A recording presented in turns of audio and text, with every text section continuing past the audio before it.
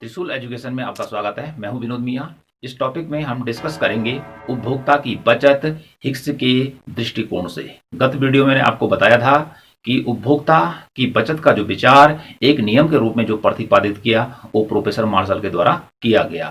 तो professor martial ने कहा कि कोई व्यक्ति किसी वस्तु की जो कीमत देने के लिए तत्पर रहता है और वास्तव में जो कीमत देता है उसका अंतर ही उपभोक्ता की बचत कहलाता है। लेकिन आगे चलकर प्रोफेसर हिक्स हुए और उन्होंने प्रोफेसर मार्शल के सिद्धांत की कटु आलोचना की। किस आधार पर उन्होंने इस सिद्धांत की अर्थात उपभोक्ता के बचत के सिद्धांत की हिक्स के द्वारा आलोचना की गई, इसके बारे में आज हम डिस्कस करेंगे आगे। इससे पहले मेरी आपसे रिक्वेस्ट है, यदि आप हमारे चैनल पर पहली बार आए हैं तो प्लीज हमारे चैनल को सब्सक्राइब कीजिए और बगल में ऑल नोटिफिकेशन बेल को भी प्रेस कर लीजिए। और जिन साथियों ने पहले हमारे चैनल को सब्सक्राइब कर दिया उनका बहुत बहुत धन्यवाद। उपभोक्ता की बचत किसे कहते हैं हिक्स के अनुसार? तो हिक्स ने क्या कहा उपभोक्ता की बचत के बारे में, उससे पहले जान लेते हैं कि उसने किस आधार पर अपना सिद्धांत दिया और किस आधार पर उसने प्रोफेसर मार्शल की उपभोक्ता की बचत की परिभाषा की आलोचना की। तो सबसे पहले यहां पर देखते हैं, आता है कि उपयोगिता या तुष्टि गुण की गणना नहीं की जा सकती है। अर्थात जो उपयोगिता होती है किसी वस्तु का उपभोग करने से उसकी हम गणना नहीं कर सकते हैं। जिसमें कि प्रोफेसर मार्शल ने क्या कहा था, उसका मानना था कि उपभोक्ता जिस भी वस्तु का उपभोग करता है उसकी गणना की जा सकती है। यदि वो 5 रुपए का कोई वस्तु यूज करता है, उपभोग करता है, तो उसको मिलने वाली जो उपयोगिता है या तुष्टि गुण है वो 5 रुपए होगी। इस प्रकार से उसने माना कि उपयोगिता को हम द्रव्य के रूप में या मुद्रा के द्वारा माप सकते हैं। लेकिन हिक्स ने क्या कहा कि जो उपयोगिता है या तुष्टि गुण है इसकी हम गणना नहीं कर सकते हैं, इसका मेजरमेंट नहीं कर सकते हैं। क्यों नहीं कर सकते हैं? क्योंकि यह एक मनोवैज्ञानिक तथ्य है, मनुष्य के द्वारा महसूस किया जाने वाला तथ्य है। इसको हम देख नहीं सकते हैं, छू नहीं सकते हैं, केवल क्या कर सकते हैं, एहसास कर सकते हैं, महसूस कर सकते हैं। इसलिए तुष्टि गुण की गणना नहीं की जा सकती है। माना हमारे पास एक सेब है, ठीक है, हमने सेब खाया और सेब खाने से हमें कितनी संतुष्टि मिली इसका पता लगाना कठिन है। मतलब कोई व्यक्ति पता नहीं कर सकता है कि इस सेब को खाने से उसे कितनी संतुष्टि मिली या उसे कितना आनंद मिला। हाँ, वो केवल महसूस कर सकता है कि उसे आनंद कितना मिला या कितना नहीं मिला। तो एक तो ये आधार हो गया कि उपयोगिता या तुष्टि गुण की गणना नहीं की जा सकती है। मार्शल का जो विचार है कि उपयोगिता को हम माप सकते हैं, तो उसका जो विचार आता है वह गणवाचक दृष्टिकोण के अंतर्गत आता है। दूसरा, जो प्रोफेसर हिक्स के द्वारा मार्शल की परिभाषा की आलोचना की गई उपभोक्ता की बचत पर, क्या कहा उसने कि द्रव्य की सीमांत उपयोगिता परिवर्तनशील होती है। द्रव्य जो होता है अर्थात जो मनी है उसकी जो सीमांत उपयोगिता है उसको प्रोफेसर मार्शल ने स्थिर मान दिया था। प्रोफेसर मार्शल का मानना था कि द्रव्य की जो सीमांत उपयोगिता होती है अर्थात द्रव्य की अंतिम इकाई के उपभोग से जो उपयोगिता मिलती है वो हमेशा स्थिर रहती है। आज भी स्थिर है, कल भी स्थिर रहेगी, आने वाले समय में भी जब भी व्यक्ति क्या करेगा, किसी वस्तु का उपभोग करेगा तो वह स्थिर रहेगी। कि वह स्थिर नहीं रहती है बल्कि वो क्या रहती है, परिवर्तनशील रहती है या वह परिवर्तित होती रहती है। अब कैसे होती है इसको यहाँ पे देख लेते हैं कि माना कि किसी व्यक्ति के पास 1 लाख रुपये है, 1 लाख रुपये मान के चलते हैं। तो जब वह विभिन्न वस्तुओं पर इस रुपए को खर्च करता है और रुपए क्या होते हैं, खर्च होते चले जाते हैं, खर्च होते चले जाते हैं और माना बात उसके बाद अंत में बचकर केवल 1000 रुपये बैलेंस रह जाते हैं। तो फिर ऐसी स्थिति में उसके लिए 1000 रुपये की जो उपयोगिता है वो ज्यादा बढ़ जाती है। द्रव्य की या मनी की जो 1000 रुपये की उपयोगिता है उसके लिए क्या हो जाती है, ज्यादा बढ़ जाती है। क्यों बढ़ती है? पहले तो उसके पास 1 लाख रुपया है, ठीक है, वो सोचता है बहुत मनी मेरे पास है। लेकिन जब मनी वो खर्च करता करता चला जाता है तो अंत में क्या होता है कि रुपए कम रहते हैं। तो व्यक्ति फिर उस पैसे को, उस रुपये को खर्च करेगा फूंक फूंक कर, कि उसे मालूम है कि अब ये रुपए यदि खर्च हो गए तो उसके बाद मेरे पास पैसा कहां से आएगा। तो कहने का मतलब है कि जब कोई व्यक्ति मुद्रा को खर्च करता है तो उसको खर्च करने से जो उपयोगिता मिलती है वो क्या होती है, बढ़ती चली जाती है। ठीक है, खर्च करने से उसको ज्यादा आनंद मिलता है, उसको ज्यादा संतुष्टि मिलती है, जैसे कि मैंने यहाँ पे आपको उदाहरण के द्वारा बताया। तो इसलिए कहा गया है कि प्रोफेसर हिग्स के द्वारा कि द्रव्य की जो सीमांत उपयोगिता है वो स्थिर नहीं रहती है, बल्कि व्यक्ति जैसे जैसे द्रव्य को खर्च करता चला जाता है विभिन्न वस्तुओं पर, तो उसको मिलने वाली जो संतुष्टि है उसका स्तर बढ़ जाता है। अर्थात जब पैसे कम पड़ जाते हैं तो उस द्रव्य की एक एक मात्रा के लिए उसको फूक फूक कर कदम रखना पड़ता है। ओके, क्योंकि द्रव्य जब कम हो जाता है, पैसा जब किसी व्यक्ति के पास कम हो जाता है, तो उसके लिए उसकी उपयोगिता बढ़ जाती है, घटती नहीं है, न स्थिर रहती है। तो इस प्रकार से इन दो आधारों पर प्रोफेसर हिग्स के द्वारा उपभोक्ता की बचत की जो धारणा या जो नियम प्रोफेसर मार्शल ने दिया था उसकी कटु आलोचना की गई, और उसके बाद उसने अपना सिद्धांत दिया। तो हिग्स ने क्या कहा, किसी वस्तु की कीमत में कमी से उपभोक्ता को बचत के रूप में जो लाभ प्राप्त होता है उसे उपभोक्ता की बचत कहते हैं। ये कहा हिग्स ने, जो कि व्यवहारिक भी है। अब इसको उदाहरण के द्वारा समझिए कि हम क्या करते हैं कि 1 जो केजी सेब है, एप्पल, APPLE, ठीक है, 1 केजी एप्पल हम क्या करते हैं, परचेज करना चाहते हैं। आज की डेट पे हमने माना इसको 100 रुपीज के रेट पर खरीदा। 1 किलो सेब हमने या मैंने क्या किया कि आज की डेट पर 100 रुपए में खरीदा। ओके, अब इस सेब की कीमत में कमी आ गई, सेब का रेट घट गया, सस्ता हो गया, और दूसरे दिन मैं मार्केट गया और यही सेब मुझे कितने में मिला, 70 रुपए में मिला। ओके, तो यदि ये 70 रुपए नहीं होता तो सेब तो मुझे लेना ही था दूसरे दिन भी, तो मैं कितने रुपए खर्च करता, 100 रुपये खर्च करता। लेकिन दूसरे दिन क्या हुआ, वो 70 रुपए में मिला, तो बचत कितनी होगी, 100 रुपए 70 घटा देंगे तो 30 रुपए की जो यह बचत हुई उपभोक्ता को या मुझे, क्योंकि मैं भी उपभोक्ता हूं, क्योंकि मैं सेब को खरीदना चाहता हूं, तो इसी को कहा उसने उपभोक्ता की बचत। अर्थात कीमत में कमी होने से उपभोक्ता को क्या होता है, कम पैसा अदा करने पड़ते हैं। जहां उसको 100 रुपए अदा करने थे वहां उसको 70 रुपए का पेमेंट करना पड़ा, तो इस प्रकार से 30 रुपए उसके बच गए। अब ये जो 30 रुपए उसके बचे, इससे उसकी जो आय है, उसकी वास्तविक आय क्या हुई, बढ़ गई है, और इस रुपये से वो चाहे तो क्या कर सकता है, सेब और खरीद सकता है, या फिर इसको बचा के रख सकता है। तो इस प्रकार से हिग्स के अनुसार क्या हुआ कि कीमत में कमी से उपभोक्ता को बचत के रूप में जो लाभ प्राप्त होता है उसे क्या कहते हैं, उपभोक्ता की बचत कहते हैं। तो इस प्रकार से उपभोक्ता की बचत का जो दृष्टिकोण यहाँ पे पढ़ाया जा रहा है। यहाँ पर जो बचत दूसरी प्रकार की इनकम की होती है कि माना कि कोई व्यक्ति क्या करता है कि प्रति माह उसको 2.5 सैकड़ा हजार 1 लाख रुपए की इनकम प्राप्त होती है, और उसमें से वो क्या करता है कि 50,000 50,000 रुपया खर्च कर देता है, और उसके बाद जो शेष राशि 50,000 रुपए की उसको बचती है उसे क्या कहते हैं, बचत कहते हैं। अर्थात जितनी इनकम उसने कमाई और उसका उसने 50% खर्च कर दिया, ठीक है, और उसके बाद 50% जो उसके पास रहा तो उसकी बचत कहलाती है। लेकिन जो यहाँ पर ये बताया जा रहा है आपको, ये बचत जो है ये दृष्टिकोण दूसरा है। यहाँ पर क्या है, पहले तो आपके पास इनकम होनी चाहिए। यहाँ पे तो जो बता रहा हूँ, पहले इनकम जनरेट होगी, पहले व्यक्ति क्या करेगा, काम करेगा, तब उसको क्या होगा, आय मिलेगी। लेकिन यहाँ पर जो बचत होगी उसके लिए पहले आय का होना जरूरी है।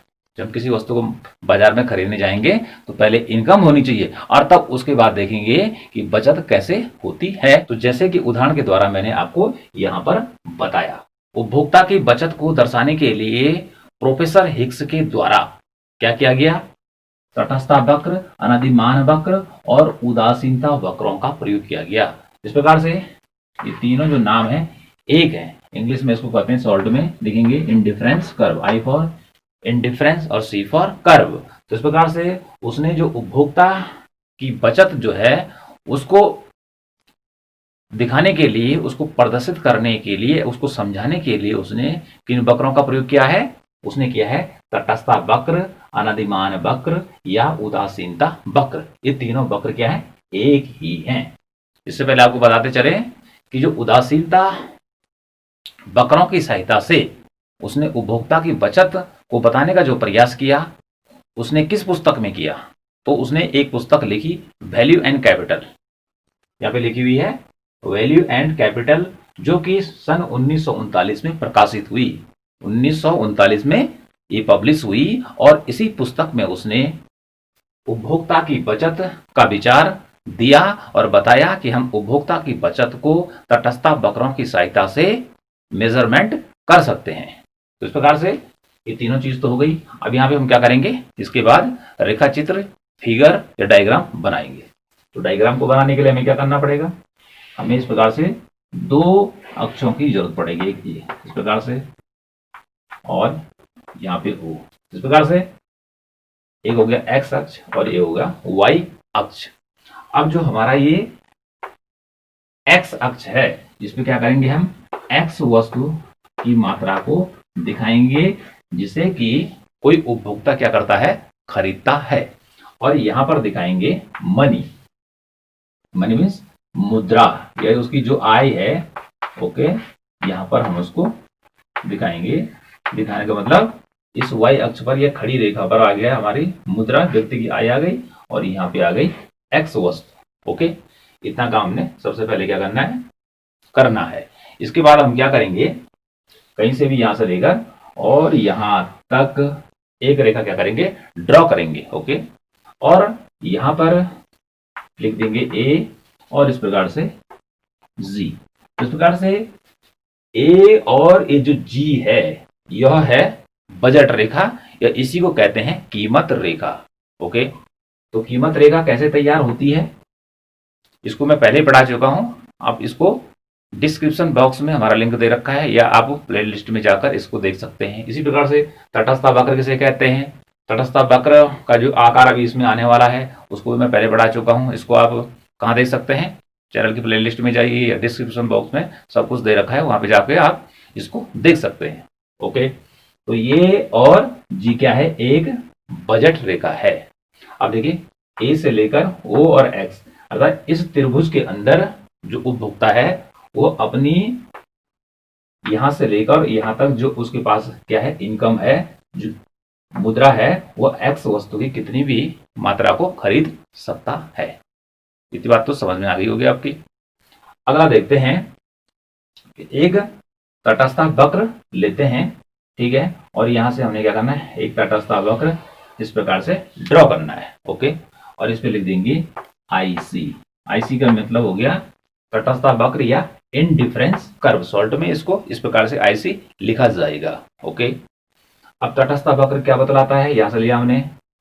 तो तटस्थ वक्र हमें यह बतलाता है कि दो वस्तुओं के सहयोग से ये वक्र बनता है, और जो सहयोग इस पर बनते हैं उन संयोगों से उपभोक्ता को समान संतुष्टि मिलती है, समान आनंद की प्राप्ति होती है।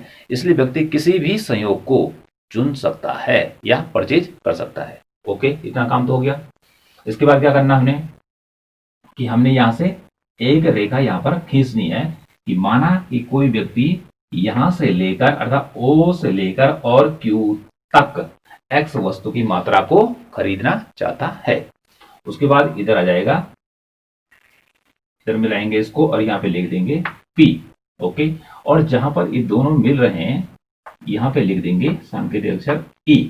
ओके, तो यहाँ पर देखिए, माना कि वह इस बिंदु को चुनता है, एक्स गुड्स की इस बिंदु को चुनता है खरीदने के लिए, परचेज करने के लिए तटस्थ वक्र के द्वारा।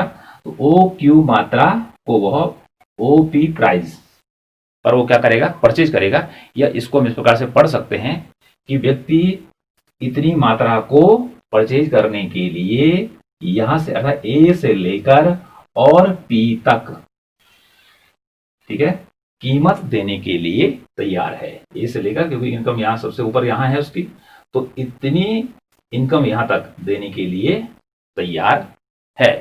ये तो पहली बात क्या हो गई? क्लियर हो गई। ठीक, अब देखते हैं कि अगला पॉइंट, थोड़ा इसको ऊपर बढ़ाएंगे। ठीक है, यहां पर और यहां पर एक बिंदु लगा लेते हैं और हमारी ये बजट रेखा है। अब जानते हैं यहां पर कि उपभोक्ता संतुलन की अवस्था में कब होता है। तो उपभोक्ता संतुलन की अवस्था में तब होता है तटस्थ वक्र विश्लेषण के द्वारा कि जबकि तटस्थ वक्र इस ए और जी रेखा को स्पर्श करे, अर्थात इस कीमत रेखा को स्पर्श करे। तो इसके लिए हमें क्या करना पड़ेगा, दूसरा तटस्थ वक्र बनाना पड़ेगा। अब क्या करेंगे, यहां से हम एक तटस्थ वक्र इस प्रकार से इस बिंदु को टच करता हुआ, ठीक है, और इस प्रकार से ये वक्र हमारा बन गया है। यहाँ पे ये बिंदु हो गया और इस पर लिख देंगे E1, ओके, और ये हो जाएगा IC1, ओके। इस प्रकार से देखिए, जो ये IC1 जा रहा है इसने इसको यहाँ पे टच किया, ओके। इसके बाद यहाँ से क्या करेंगे, इधर को इसको मिला देंगे और यहाँ पे प्राइस दिखाने के लिए लिख देंगे P1, ठीक है। अब यहाँ पे देखिए, मात्रा तो वही है, OQ मात्रा है, ओके, यहां से ऊपर जा रहा है और यहां पर E1 बिंदु पर इसका क्या हुआ, बजट रेखा से स्पर्श हो गया, किसका, IC कर्व का। अब क्या हुआ कि अब व्यक्ति जहां OQ मात्रा परचेज करने खरीदने के लिए A से लेकर P कीमत देने के लिए तैयार था, लेकिन ये भी यहां पर समझ लीजिए कि अगला जो तटस्थ वक्र ऊपर की ओर जा रहा है, ठीक है, वह क्या होता है, ज्यादा संतुष्टि को प्रदान करता है। तो व्यक्ति क्या कर रहा है कि IC1 से IC2 दूसरे अनधिमान वक्र की ओर, ऊंचे तटस्थ वक्र की ओर बढ़ रहा है। तो यहां पर व्यक्ति को क्या मिलेगा, ज्यादा संतुष्टि मिलेगी, ओके। तो देखिए, अब यहां से व्यक्ति क्या हुआ, ऊंचे तटस्थ वक्र की ओर गया, ओके, और वस्तु की कीमत क्या हो जाती है, कम हो जाती है। वस्तु की कीमत क्या हो जाती है, कम हो जाती है।